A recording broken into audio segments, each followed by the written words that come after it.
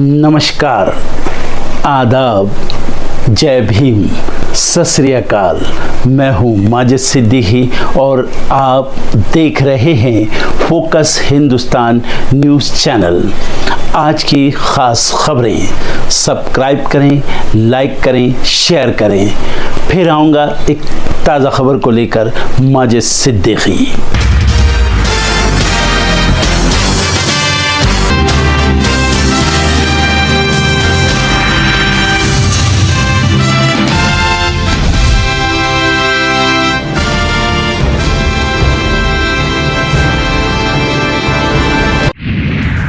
कर्नाटक के बेलगावी में आज से कांग्रेस 2 दिवसीय अधिवेशन नव सत्याग्रह की शुरुआत करेगी। पीएम मोदी राष्ट्रव्यापी उत्सव वीर बाल दिवस में लेंगे हिस्सा। दोपहर 12 बजे भारत मंडपम में होगा कार्यक्रम का आयोजन। 2 दिवसीय दौरे पर आज जयपुर जाएंगे जेपी नड्डा। सरकारी कार्यक्रम में करेंगे शिरकत। पदाधिकारियों समेत अन्य प्रमुख नेताओं से भी कर सकते हैं संवाद। सहारनपुर में किसान आज करेंगे महापंचायत। किसानों का धरना जारी। रात भर अधिकारी मनाने में लगे रहे। कलेक्ट्रेट के सभी गेट लॉक। संभल सांसद जियाउर रहमान बर्क के बिजली मीटर की आज होगी जांच। बिजली विभाग ने सांसद को भेजा है नोटिस। महिला एवं बाल विकास मंत्रालय आज मनाएगा वीर बाल दिवस। राष्ट्रपति द्रौपदी मुर्मू आज बच्चों को देंगी प्रधानमंत्री राष्ट्रीय बाल पुरस्कार। संभल में रानी की बावड़ी की खुदाई के बीच एसआई की टीम ने फिरोजपुर किले का किया सर्वे। डीएम ने अतिक्रमण पर जताई नाराजगी। पीलीभीत एनकाउंटर की उच्च स्तरीय न्यायिक जांच हो, भाकपा माले की मांग। गुमला में आईईडी ब्लास्ट, चपेट में आई 5 साल की मासूम, हालत गंभीर। दिल्ली के कुछ इलाकों में कोहरे की चादर, 7 डिग्री सेल्सियस तक पहुंचा तापमान। अब मेलबर्न में ऑस्ट्रेलिया से भिड़ेगा भारत। बॉक्सिंग डे टेस्ट में दोनों टीमें होंगी आमने सामने। 150 साल से खेला जा रहा है बॉक्सिंग डे टेस्ट। यूक्रेन पर रूस के हमले के बाद भड़का अमेरिका। बाइडेन ने रक्षा विभाग को दिया निर्देश। युद्ध विराम में हो रही देरी। इजराइल हमास ने एक दूसरे को ठहराया दोषी। नेतन्याहू बोले दिक्कत पैदा की जा रही। फ्रांस में ड्यूटी पर ट्रेन ड्राइवर ने ले ली अपनी जान। बड़े पैमाने पर रेल सेवा प्रभावित, हजारों यात्री परेशान। शेख हसीना के बेटे का आरोप, कहा कोर्ट को हथियार बना रही यूनुस सरकार। आग में घी डालने का किया जा रहा काम। क्रिसमस पर 70 मिसाइल और 100 ड्रोन से यूक्रेन पर रूस का हमला। जेलेंस्की ने लगाया पुतिन पर बड़ा आरोप। जापान एयरलाइंस पर साइबर हमले से चरमराई इसकी आंतरिक और बाहरी प्रणालियां। 2 साल में 3 गुना हुआ क्विक कॉमर्स का कारोबार। ग्राहकों को पसंद आ रही service. Biryani online food order करने वालों की पहली पसंद। डोसा की भी रही धूम। नवंबर में आसमान पर पहुंची हवाई यात्रियों की संख्या। अकेले इंडिगो से 1 करोड़ लोगों ने किया सफर।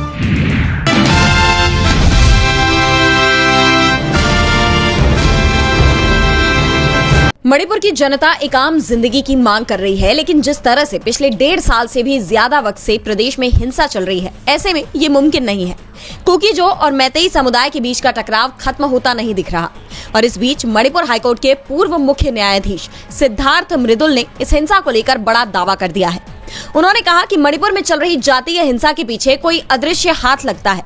जब भी स्थिति सामान्य होने लगती है, कोई न कोई हिंसा की नई खुराक दे देता है। ये किसका हाथ है, ये मुझे अभी तक साफ नहीं है। इसके पीछे कई कारण हो सकते हैं। उन्होंने राज्य सरकार के साथ ही मोदी सरकार पर भी निशाना साधते हुए कहा कि 60,000 सैनिकों के साथ भी सरकार कानून और व्यवस्था बहाल करने में असमर्थ है। मणिपुर में सामान्य स्थिति और शांति बहाली पर जोर देते हुए उन्होंने कहा कि अगर हम संघर्ष की थकान के खत्म होने का इंतजार करते हैं तो बचाने के लिए कुछ भी नहीं बचेगा। उनके इस बयान से साफ है कि प्रदेश में हालात कितने चिंताजनक है। अगर अब भी इन पर काबू नहीं पाया गया तो बहुत देर हो जाएगी। आंकड़ों की माने तो मणिपुर हिंसा में अब तक 250 से ज्यादा लोगों की जान जा चुकी है और लगभग 60,000 से ज्यादा लोग अपने घरों से विस्थापित हुए हैं। पूर्व चीफ जस्टिस ने सुझाव दिया कि सरकार को दोनों समुदायों के विस्थापित लोगों को उनके घर वापस जाने के लिए सुरक्षा प्रदान की जानी चाहिए। उन्होंने कहा कि मैंने राहत शिविरों का दौरा किया है। मैं लगातार यही सुनता हूं कि हम घर वापस जाना चाहते हैं। क्या सत्ता से ये मांग करना बहुत ज्यादा है कि इन राहत शिविरों में रहने वाले हर व्यक्ति को उनके घर वापस भेजा जाए और न केवल उनके जीवन बल्कि उनकी संपत्ति और आजीविका की भी सुरक्षा की जाए। पूर्व चीफ जस्टिस सिद्धार्थ मृदुल के बयान ने बीरेन सरकार की मुश्किलें बढ़ा दी हैं।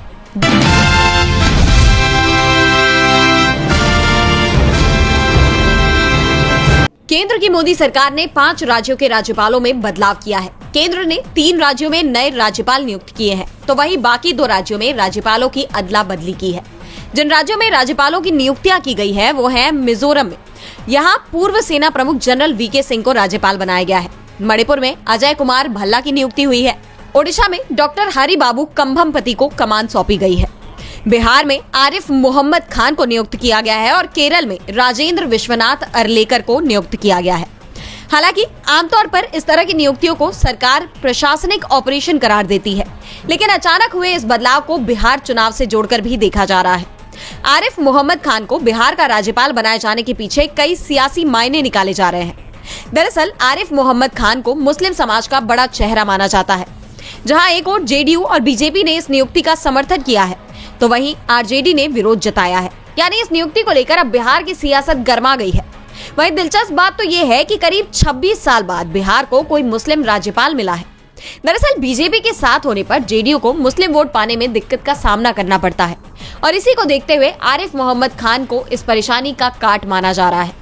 अब केंद्र सरकार का ये कदम बिहार में एनडीए को कितना फायदा दिला पाता है, ये तो देखना होगा। लेकिन एक बात साफ है कि आरिफ मोहम्मद खान की इस नियुक्ति से बिहार की सियासत जरूर गर्मा गई है।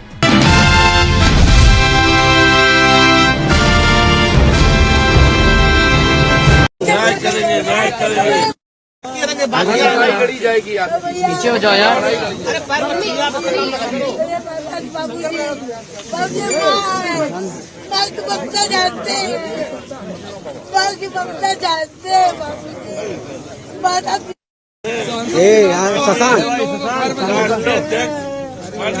यादव जी से भी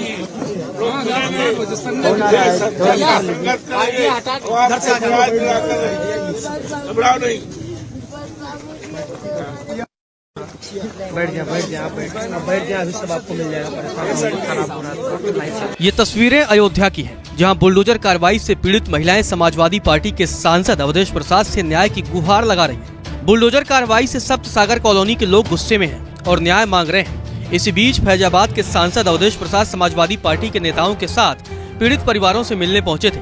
इस दौरान पीड़ित महिलाएं सांसद के पैर पकड़कर उनसे न्याय की गुहार लगाती हुई दिख रही हैं। वीडियो में देखिए किस तरह से पीड़ित महिलाएं न्याय के लिए बिलख रही हैं और अवधेश प्रसाद उन्हें ढांढस बधा रहे हैं।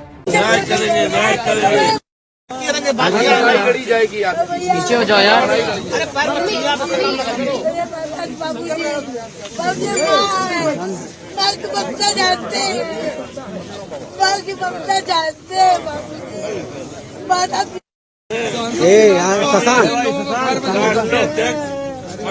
यादव जी से भी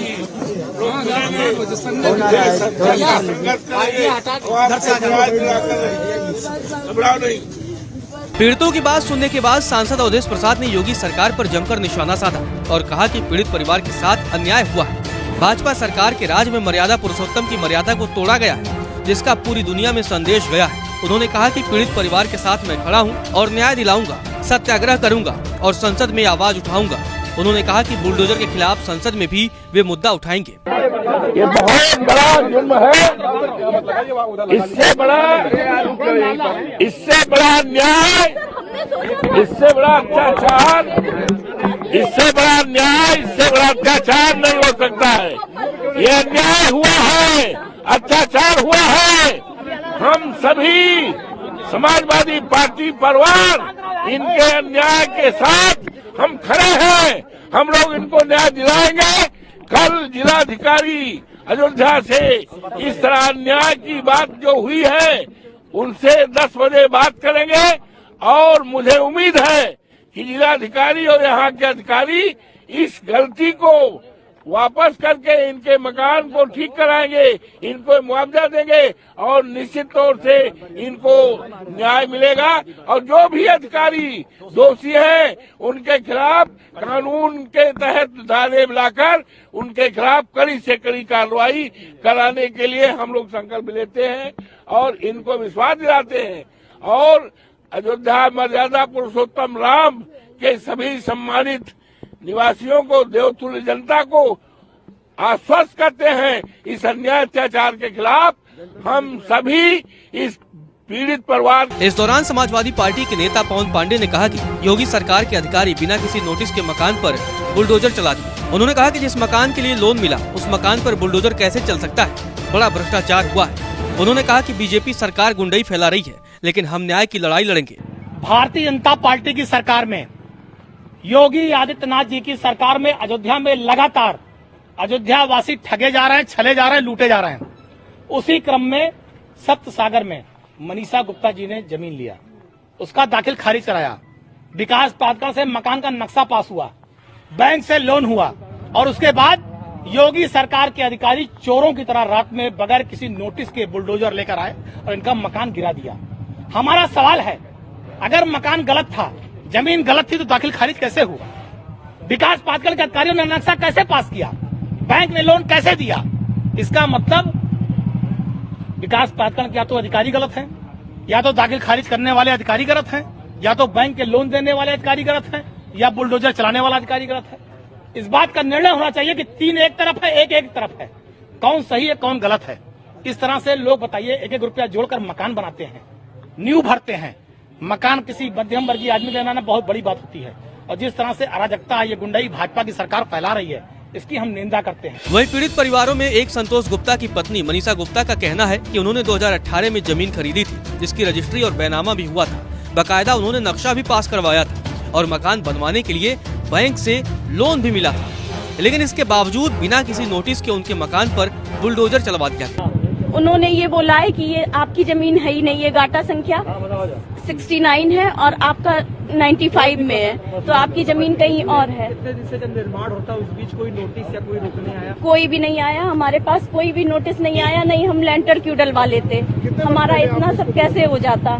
2018 में लिया था भैया, सब रिश्तेदारों से पैसे लेकर हमने लिया था। जब उनका पैसा इतने साल में हमने पूरा किया, फिर थोड़ा बहुत कमाया, फिर लोन लिया, तब हमने इसमें बनवाने के लिए हाथ लगाया कि अब हमने पैसा जमीन का पूरा कर दिया, अब हम इसको अपना बनवाते हैं। नक्शा 2020 में।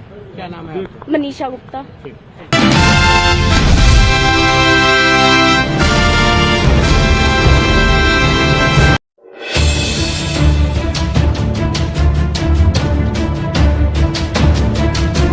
यूपी के गाजियाबाद में पुलिस ने एक व्यक्ति को गिरफ्तार किया है, लेकिन आखिर पुलिस ने ऐसा क्यों किया, इसके पीछे की आप वजह जानेंगे तो हैरान रह जाएंगे।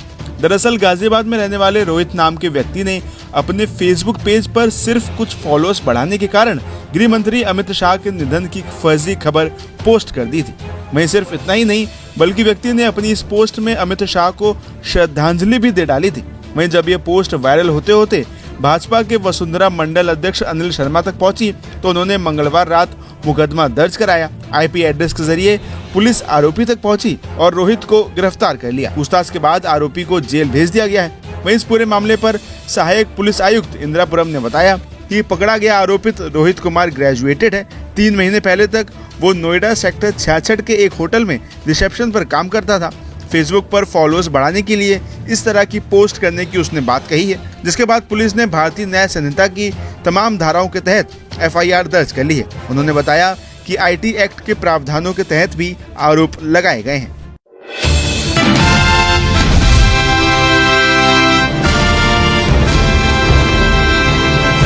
यमन के हूती विद्रोहियों और इजराइल के बीच तनाव बीते कुछ दिनों में काफी ज्यादा बढ़ गया है। हूतियों ने इजराइल पर मिसाइल दागी हैं, तो इजरायली एयरफोर्स ने हूती ठिकानों पर हवाई हमले कर दिए। इस बढ़े हुए तनाव में इजराइल की करीब आधी आबादी जागकर रात गुजारने पर मजबूर हो गई है। इसकी वजह हूती विद्रोहियों के मिसाइल हमले की सूचना देने के लिए बजने वाले सायरन है, जिसके बाद लोगों को शेल्टर में जाना होता है। हूतियों की मिसाइलों से कोई बड़ा नुकसान इजराइल में नहीं हुआ, लेकिन बड़ी आबादी की नींद जरूर खराब हो गई है। इजराइल के एयर डिफेंस सिस्टम ने मिसाइल और रॉकेटों को रोक लिया, लेकिन इससे जनजीवन अस्त व्यस्त है, साथ ही संपत्ति को भी नुकसान पहुंच रहा है। बीते एक हफ्ते से भी कम वक्त में 4 बार मिसाइल अलर्ट के अलार्म बजे। इससे लोगों को सुरक्षित ठिकानों पर जाना पड़ रहा है। ऐसे में लोग सो नहीं पा रहे और न ही अपने काम पर जा पा रहे हैं। रिपेयर बेयर याकूब के रहने वाले एक स्थानीय ने बताया कि बुधवार को अचानक अलार्म बजे तो हम शेल्टर में भागे और इसके कुछ मिनट बाद धमाका सुनाई दिया। हमारे बालकनी पर भी किसी हथियार का एक टुकड़ा आकर गिरा। उन्होंने कहा कि सभी को सुरक्षा नियमों का पालन करने के लिए कह दिया गया है। शेल्टर में छुप जाने से जान तो बच रही है, लेकिन इससे रोजाना के काम करना मुश्किल हो गए हैं। एक अफरा तफरी और डर का माहौल बना है। हालिया दिनों में हूतियों के हमलों की वजह से बजे सायरन तेल अवीव, अर्जलिया, रिशोन लेजियन और कई दूसरे शहरों के निवासियों के लिए परेशानी का सबब बन गए। इजराइल की सरकार ने हूतियों के हमलों को बर्दाश्त नहीं करने और कड़ा जवाब देने की बात कही। यमन में इजराइल की ओर से हवाई हमले किए गए। इसके बावजूद यमन से हूती हमलों का खतरा इजरायली नागरिकों की मुश्किल को लगातार बढ़ा रहा है। इजराइल और हूती विद्रोहियों के बीच मौजूदा तनाव बीते साल 7 अक्टूबर के बाद शुरू हुआ। हूती गाजा में हमास से समर्थन जताने के लिए इजराइल पर हमला कर रहा है। हूतियों ने इजराइल पर मिसाइलें और ड्रोन दागे। हूतियों ने यमन के पास लाल सागर में भी इजराइल और अमेरिकी जहाजों पर हमले किए। इसके जवाब में अमेरिका और इजराइल ने भी यमन में लगातार बमबारी कर दी है, जिसमें यमनी लोगों का जान माल का भारी नुकसान हुआ।